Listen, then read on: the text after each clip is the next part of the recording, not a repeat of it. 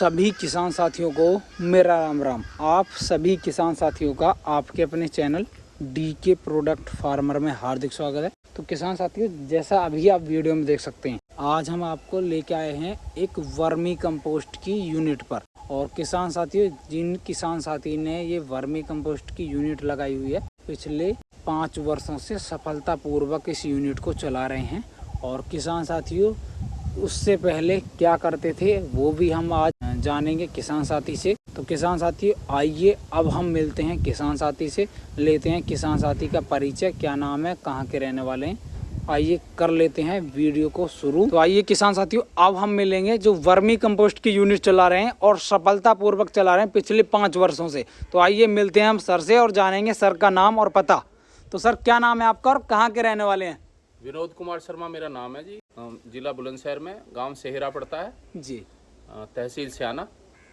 और सर, आपकी जो ये वर्मी कंपोस्ट की यूनिट है वो कौन सी जगह पड़ती है, इसके क्या लोकेशन पड़ेगी? ये एसबी इंटर कॉलेज है बीबी नगर। SBI इंटर कॉलेज बीबी नगर, और वहाँ पर आपकी ये यूनिट है जी। और सर, मैं ये जानना चाहूँगा, जो आप केंचुआ पालन के क्षेत्र में आए, जो आपने वर्मी कंपोस्ट की शुरुआत की थी, तो वो कब की थी और क्या ऐसा परिस्थितियाँ रहीं आपने जब ये केंचुआ पालन शुरू किया?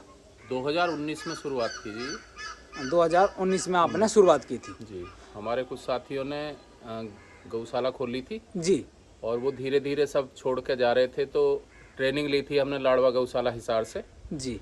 और उसके बाद में ये वर्मी कंपोस्ट बनाने का काम हमने शुरू किया। और उस समय जब आपने सर शुरुआत की थी, तो शुरुआत में आपने कितनी बेडों से शुरुआत की थी?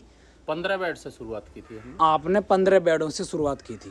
और सर, मैं जानना चाहूँगा, आप एक साल में लगभग कितना वर्मी कंपोस्ट तैयार कर देते हैं? करीब 1000 कुंटल के आसपास हम बना रहे हैं जी। 1000 कुंटल के आसपास आप बना देते हैं एक साल में जी। और सर, ऐसी क्या परिस्थितियां थी उस समय जब आपने इस वर्मी कंपोस्ट की यूनिट को शुरू किया? और जैसा आप बता रहे थे कि आप एक अच्छी कंपनी में भी काम करते थे जी। तो मैं एक मल्टीनेशनल कंपनी में असिस्टेंट प्लांट मैनेजर था जी, और करीब 80,000 रुपये के आसपास सैलरी थी मेरी। तो आपकी 80,000 रुपये उस समय सैलरी थी जब आपने उस जॉब को छोड़ा था। और आज हमारे जो सर हैं वो वर्मी कंपोस्ट की यूनिट चला रहे हैं और एक गौ हित में कार्य भी कर रहे हैं। और गौ हित में जो कार्य कर रहे हैं उनसे कुछ और भी प्रोडक्ट बना रहे हैं। थोड़ा सा उनके विषय में भी जानेंगे, कौन कौन से प्रोडक्ट बना रहे हैं। अभी फिलहाल हम जी वर्मी कंपोस्ट और दूसरा नीम गौमूत्र स्प्रे बना रहे हैं जी। वर्मी कंपोस्ट और नीम गौमूत्र स्प्रे। दरअसल नाम तो नीम गौमूत्र स्प्रे, लेकिन उसमें बहुत सारी चीज़ें, बहुत सारी वनस्पति मिला के हम बनाते हैं, तैयार करते हैं। जी जी। तो मैं ये भी जानना चाहूँगा सर, आप उनमें कौन कौन सी वनस्पतियाँ मोस्टली इस्तेमाल करते हैं और उसके क्या परिणाम या क्या फ़ायदे हैं हमारी फसलों में? दरअसल नीम और आक जो ये तो 2 मेन है, और इसके अलावा जो भी वनस्पति हमारी गाय नहीं खाती, जैसे पवाड़ है, एक दो और चीज़ हैं, पुदीने जैसी एक घास होती है कुछ वैसी जो गाय नहीं खाती, तो वो इसी में डालते हैं हम।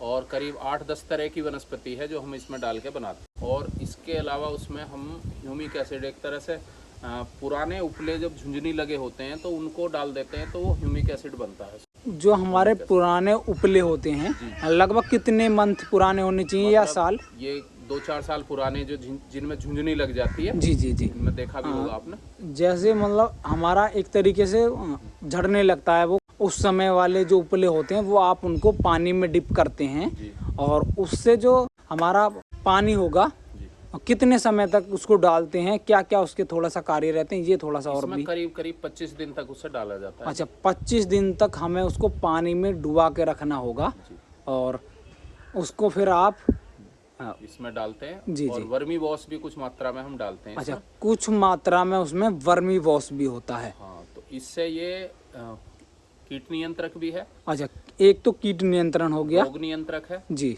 और तीसरा इसमें ग्रोथ प्रमोटर भी है ये। अच्छा, एक हमारा जो आपने उपले वाला जो वो बताया, वो हमारा ग्रोथ प्रमोटर में काम करता है और जो कि किसान साथियों नेचुरल रूप में होता है। तो सर, मैं ये अब जानना चाहूँगा, जो आपने नीम ऑयल गौमूत्र जो बताया, वो 1 लीटर कितने बीघे के लिए हो जाता है और इसके फायदे क्या क्या होते हैं ये भी हम जानना चाहेंगे। गन्ने में 2 बीघे के लिए और अच्छा। बाकी सब फसलों में ये 3 बीघे के लिए होता है 1 लीटर।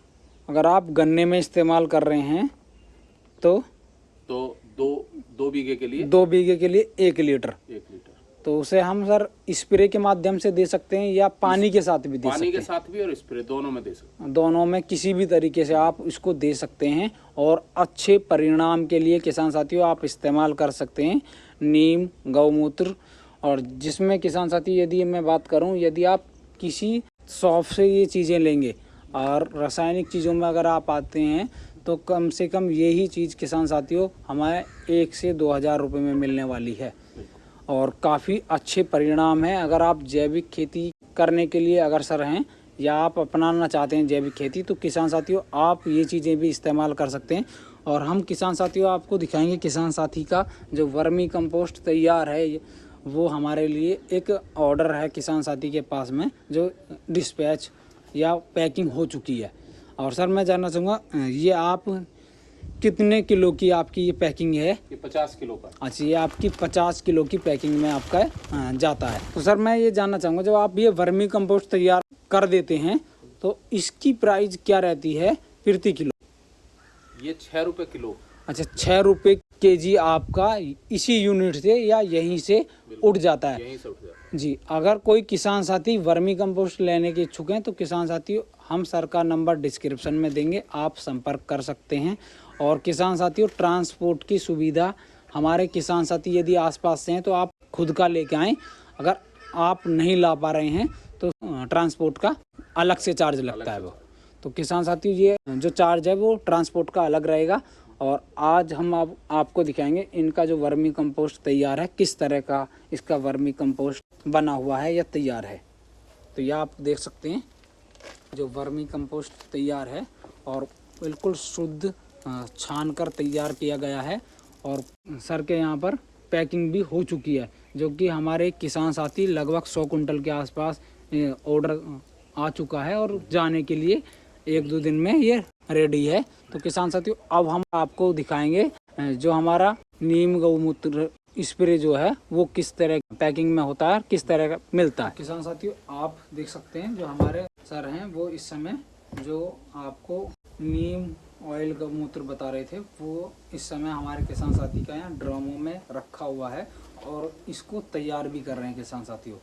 लगभग कितना समय लगता है सर इसको तैयार करने में? 25 से 30 दिन। 25 से 30 दिन आपको लगता है और आपको इसी तरह ये डंडे से चलाना होता है। दिन में एक या दो बार आप इसको चला सकते हैं। इसके बाद में ये तैयार है जी। आप इस समय आप देख सकते हैं यहाँ पर ये छानने के बाद में जो हमारा रेडी है या तैयार है, ये बिल्कुल तैयार यहाँ पर रखा हुआ है और बहुत ही अच्छे रिजल्ट भी हैं किसान साथियों। तो आगे हम दिखाएंगे अब सर के यहाँ कौन कौन सी नस्ल की गाय पाली जाती हैं। तो सर ये कौन सी नस्ल की गाय है आप? ये हरियाणा नस्ल की है जी और इन्हें कपला बोलते हैं। अच्छा, जो ये सींग मुड़े हुए होते हैं, मिनी बोल देते हैं, बहुत सारे लोग कपला बोलते हैं। इसको गांव की भाषा में ज़्यादातर कपला बोला जाता है। कपला बोला जाता है। ये हरियाणा नस्ल की गाय है। ये आपके यहाँ हरियाणा नस्ल की गाय है जी। अभी और ये इसी का बच्चा है। जी जी आगे हम दिखाएंगे सर इसी का ये बच्चा है जो। और सर ये कौन सी नस्ल की आपने गाय पाली है? ये हमारी गंगा तीरी नस्ल की। अच्छा, गंगा तीरी एक हमारी नस्ल है उसकी आपने ये। जी जी। और काफ़ी शांत स्वभाव की गाय हैं सर के यहाँ पर। ये कौन सी नस्ल की आपकी गाय है? ये भी कपला है, प्योर हरियाणा नस्ल में। अच्छा, प्योर हरियाणा नस्ल में है। और आप सींग हिलते देख सकते हैं सींग जो है हमारे हिल रहे हैं, रोटेट हो जाते हैं आपस में। देखो और प्यारी कितनी है कि बड़ी ही शांत स्वभाव की गाय है। आप देख सकते हैं हमारे जो सर हैं वो इस पर हाथ फिरा रहे हैं, मतलब उसको प्यार दे रहे हैं, तो वो भी अपना लेट गई है इसी वजह से। और बहुत ही शांत स्वभाव की हमारे यहाँ गाय है अंकल जी के। और ये कौन सी नस्ल की गाय है जो इसके बराबर में या पास में खड़ी है? ये भी हरियाणा है। अच्छा, ये भी एक हरियाणा नस्ल की गाय है। हाँ, और लेकिन आप ही जी जी ये जो है सींग, खुर और पूंछ सब सफेद है इसका। जी जी जी। ये और हमारे सर ने यहाँ अपना ऑर्गेनिक ही खेती की हुई है और उसको भी हम आपको दिखाएंगे किस तरह की खेती की हुई है, क्या क्या उन्होंने बोया हुआ है। सारे तो ये क्या बोया हुआ है सर आपने? ये देसी बाजरा है। अच्छा, देसी बाजरा है। देसी बाजरा है। और जो आप और इसी से ये अपना वर्मी कंपोस्ट जी और ये नीम गौमूत्र स्प्रे, 2 स्प्रे इसमें लगाए हैं जी और जी जी खाद लगाया बस ये अपना वर्मी कंपोस्ट। वर्मी कंपोस्ट, कोई भी रासायनिक खाद हमारे सर ने इसमें इस्तेमाल नहीं किया है और ना ही करते हैं और ना ही सजेस्ट करते हैं लोगों को। और आप देख सकते हैं इसकी ग्रोथ, हरियाली, इसका किसान साथियों किस तरह का नेचुरल कलर भी बना हुआ है और क्या क्या चीज़ें इन्होंने इसके साथ में बोई हुई हैं वो भी आपको हम दिखाएंगे। आप वीडियो में बने रहें। ये सोच के हमने नहीं काटा था कि जी। ये दोबारा होगा।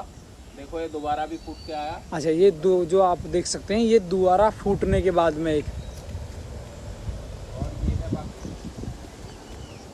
कलर भी अच्छा आया हुआ। जी जी।